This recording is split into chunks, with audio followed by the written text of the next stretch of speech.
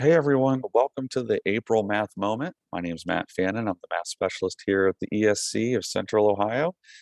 And hard to believe that we're already in the spring season. Warmer weather, April's now upon us, but that also means we're in the heart of math assessment season. So we know we have math OSTs going on, we have SATs, ACTs, and even final exams up there on the horizon. So today I thought we could talk a little bit about some test taking strategies that we can share with our students to help them succeed on those math assessments and to keep them nice and relaxed as they're taking them. So this is a mnemonic device that I came across when I was a teacher. And some of these strategies I share with my students to help them as they work through those different math tests. All right, so I want to go through these different strategies with you today. The R stands for read the question and then read the problem for information. So I wanted students to first identify what are they actually trying to solve for.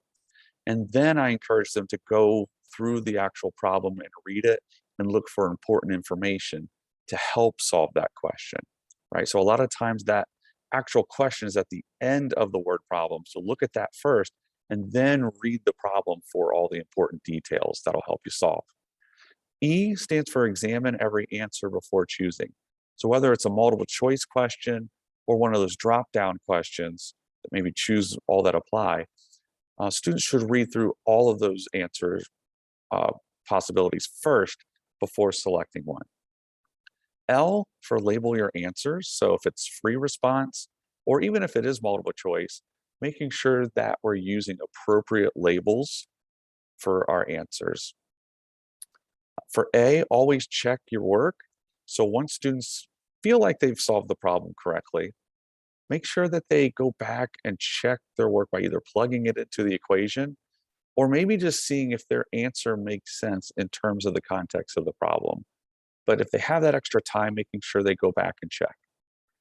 X for X out solutions that don't make sense. Right. So if we're working through a problem that maybe is dealing with, let's say, a small pebble, but one of the solutions is talking about something in kilograms, right? So Xing out that solution that just doesn't make sense in terms of the problem. For E, efficient, right? Efficient with time and strategies, right? So I have my students think about what strategy is going to help you solve this math problem most efficiently, right? What's going to allow you to get through the problem as quick, but as accurate as possible. And then also with the timing piece, and this ties into the last one, deflecting difficult questions for later because we want to make sure we utilize our time wisely. So if a student reads through the question, is not quite sure where to even begin, I encourage them to put a little star next to it, come back to it later, and work through those other problems that you may be able to solve, and then spend that extra time that you have later on that difficult question, taking the time to read it carefully and work through it. So I hope you find this mnemonic device helpful, and hopefully you might be able to share those strategies with your students. If you have any questions or want to talk about any of these strategies, feel free to contact me at the information that you see there on the screen. Otherwise, good luck with testing season, and I hope everybody stays safe and healthy.